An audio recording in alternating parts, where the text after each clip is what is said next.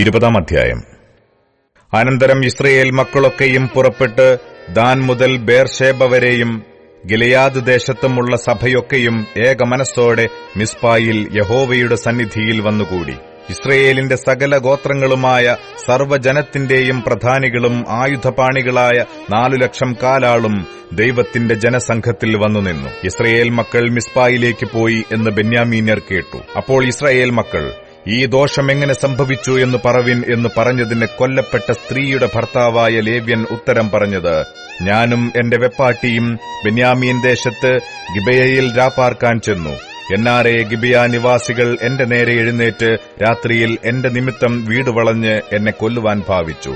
എന്റെ വെപ്പാട്ടിയെ അവർ ബലാത്കാരം ചെയ്തതിനാൽ അവൾ മരിച്ചുപോയി. അവർ ഇസ്രയേലിൽ ദുഷ്കർമ്മവും വഷളത്വവും പ്രവർത്തിച്ചതുകൊണ്ട് ഞാൻ എന്റെ വെപ്പാട്ടിയെ ഗണ്ഡമാക്കി ഇസ്രയേലിന്റെ അവകാശദേശത്തൊക്കെയും കൊടുത്തയച്ചു.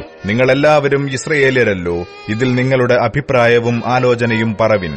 അപ്പോൾ സർവ്വജനവും ഒന്നായിട്ട് എഴുന്നേറ്റ് പറഞ്ഞത്, നമ്മിൽ ആരും തന്റെ കൂടാരത്തിലേക്ക് പോകരുത്, ആരും വീട്ടിലേക്ക് തിരികെയും അരുത്. നാം ഇപ്പോൾ ഗിബെയയോട് ചെയ്യേണ്ടുന്ന കാര്യമാവിത്, നാം അതു സംബന്ധിച്ച് ചീട്ടിടയണം. അവർ ഇസ്രയേലിൽ പ്രവർത്തിച്ച സകല വഷളത്വത്തിനും പകരം ചെയ്യേണ്ടതിന് ജനം ഗിബെയയിലേക്ക് ചെല്ലുമ്പോൾ അവർക്ക് വേണ്ടി ഭക്ഷണ സാധനങ്ങൾ പോയി കൊണ്ടുവരുവാൻ ഇസ്രയേൽ ഗോത്രങ്ങളിൽ 110 പേരെയും 1,100 പേരെയും 10,000 1000 പേരെയും എടുക്കണം. അങ്ങനെ ഇസ്രയേലിയരൊക്കെയും ആ പട്ടണത്തിന് വിരോധമായി ഏകമനസ്സോടെ യോജിച്ചു. പിന്നെ ഇസ്രയേൽ ഗോത്രങ്ങൾ ബെന്യാമീൻ ഗോത്രങ്ങളിലെങ്ങും ആളയച്ച്, നിങ്ങളുടെ ഇടയിൽ ഇങ്ങനെയൊരു ദോഷം നടന്നത് എന്ത്? ഗിബെയയിലെ ആ നീചന്മാരെ നിങ്ങൾ കൊന്ന് ഇസ്രയേലിന് ദോഷം നീക്കിക്കളയേണ്ടതിന് അവരെ ഏൽപ്പിച്ചു തരുവിൻ എന്ന് പറയിച്ചു. ബെന്യാമീനരോ ഇസ്രയേൽ മക്കളായ തങ്ങളുടെ സഹോദരന്മാരുടെ വാക്കുകേട്ടനുസരിപ്പാൻ മനസ്സില്ലാതെ ഇസ്രയേൽ മക്കളോട് യുദ്ധത്തിന് പുറപ്പെടത്തക്കവണ്ണം തങ്ങളുടെ പട്ടണങ്ങളിൽ നിന്ന് ഗിബെയയിൽ വന്നുകൂടി. അന്ന് ഗിബെയ നിവാസികളിൽ എണ്ണിത്തിരിച്ച 700 വിരുദ്ധന്മാരെ കൂടാതെ പട്ടണങ്ങളിൽ നിന്ന് വന്ന ബെന്യാമീനർ 26,000 ആയുധപാണികളുണ്ടെന്ന് എണ്ണം കണ്ടു. ഈ ജനത്തിലെല്ലാം ഇടത്തുകയ്യന്മാരായ 700 വിരുദ്ധന്മാരുണ്ടായിരുന്നു. അവരെല്ലാവരും ഒരു രോമത്തിന് പോലും ഏറുപിഴക്കാത്ത കവിണക്കാരായിരുന്നു. ബെന്യാമീനർ ഒഴികെയുള്ള ഇസ്രായേല്യർ 4,00,000 ആയുധപാണികളായിരുന്നു. അവരെല്ലാവരും യോദ്ധാക്കൾ തന്നെ. അനന്തരം ഇസ്രയേൽ മക്കൾ പുറപ്പെട്ട് ബേഥേലിലേക്ക് ചെന്നു. ബെന്യാമീനരോട് പടവെട്ടുവാൻ ഞങ്ങളിൽ ആര് മുമ്പനായി ചെല്ലേണ്ടു എന്ന് ദൈവത്തോട് അരുളപ്പാട് ചോദിച്ചു. യഹൂദ മുമ്പനായി ചെല്ലട്ടെ എന്ന് യഹോവ അരുളി ചെയ്തു. അങ്ങനെ ഇസ്രയേൽ മക്കൾ രാവിലെ എഴുന്നേറ്റ് ഗിബെയയ്ക്ക് നേരെ പാളയമിറങ്ങി. ഇസ്രയേൽ ബെന്യാമീന്യരോട് യുദ്ധം ചെയ്യുവാൻ പുറപ്പെട്ട് ഗിബെയയിൽ അവരുടെ നേരെ അണിനിരന്നു. ബെന്യാമീന്യരോ ഗിബെയയിൽ നിന്ന് പുറപ്പെട്ട് 20,000 പേരെ അന്ന് സംഹരിച്ചു വീഴിച്ചു. ഇസ്രയേൽ മക്കൾ യഹോവയുടെ സന്നിധിയിൽ ചെന്ന് സന്ധ്യവരെ കരഞ്ഞു. ഞങ്ങളുടെ സഹോദരന്മാരായ ബെന്യാമീന്യരോട് ഞങ്ങൾ ഇനിയും യുദ്ധത്തിന് പോകണമോ എന്ന് യഹോവയോട് ചോദിച്ചു. അവരുടെ നേരെ ചെല്ലുവിൻ എന്ന് യഹോവ അരുളി ചെയ്തു. അങ്ങനെ ഇസ്രായേല്യരായ പടജ്ജനം ധൈര്യപ്പെട്ട് 1-ാം ദിവസം അണിനിരന്ന സ്ഥലത്ത് തന്നെ പിന്നെയും പടയ്ക്ക് അണിനിരന്നു. ഇസ്രയേൽ മക്കൾ 2-ാം ദിവസവും ബെന്യാമീന്യരോട് അടുത്തു. ബെന്യാമീന്യർ 2-ാം ദിവസവും ഗിബെയയിൽ നിന്ന് അവരുടെ നേരെ പുറപ്പെട്ട് ഇസ്രയേലിൽ മക്കളിൽ പിന്നെയും 18,000 പേരെ സംഹരിച്ചു വീഴിച്ചു. അവരെല്ലാവരും യോദ്ധാക്കളായിരുന്നു. അപ്പോൾ ഇസ്രയേൽ മക്കളൊക്കെയും സർവ്വജനവും കയറി ബേഥേലിലേക്ക് ചെന്നു. അവിടെ യഹോവയുടെ സന്നിധിയിൽ കരഞ്ഞുകൊണ്ട് അന്ന് സന്ധ്യവരെ ഉപവസിച്ചു പാർത്ത് യഹോവയുടെ സന്നിധിയിൽ ഹോമയാഗങ്ങളും സമാധാനയാഗങ്ങളും അർപ്പിച്ചു. പിന്നെ ഇസ്രയേൽ മക്കൾ യഹോവയോട് ചോദിച്ചു. അക്കാലത്ത് ദൈവത്തിന്റെ നിയമപ്പെട്ടകം അവിടെയുണ്ടായിരുന്നു. അഹരോന്റെ മകനായ ഏലയാസാരിന്റെ മകൻ ഫീനെഹാസായിരുന്നു അക്കാലത്ത് തിരുസന്നിധിയിൽ നിന്നിരുന്നത്. ഞങ്ങളുടെ സഹോദരന്മാരായ ബെന്യാമീന്യരോട് ഞങ്ങൾ ഇനിയും പടയെടുക്കണമോ, ഒഴിഞ്ഞു കളയണമോ എന്ന് അവർ ചോദിച്ചതിന്, ചെല്ലുവിൻ, നാളെ ഞാൻ അവരെ നിന്റെ കയ്യിൽ ഏൽപ്പിക്കും എന്ന് യഹോവ അരുളി ചെയ്തു. അങ്ങനെ ഇസ്രയേല്യർ ഗിബെയയ്ക്ക് ചുറ്റും പതിയിരുപ്പുകാരെയാക്കി. ഇസ്രയേൽ മക്കൾ 3-ാം ദിവസവും ബെന്യാമീന്യരുടെ നേരെ പുറപ്പെട്ടു. മുമ്പിലത്തെപ്പോലെ ഗിബെയയുടെ നേരെ പടയ്ക്കണിനിരന്നു. ബെന്യാമീന്യർ പടജ്ജനത്തിന്റെ നേരെ പുറപ്പെട്ട് പട്ടണം വിട്ട് പുറത്തായി. ബേഥേലിലേക്കും വയലിൽ കൂടി ഗിബെയയിലേക്കും പോകുന്ന 2 പെരുവഴികളിൽ വെച്ച് മുമ്പിലത്തെപ്പോലെ പടജ്ജനത്തിൽ ചിലരെ വെട്ടിത്തുടങ്ങി.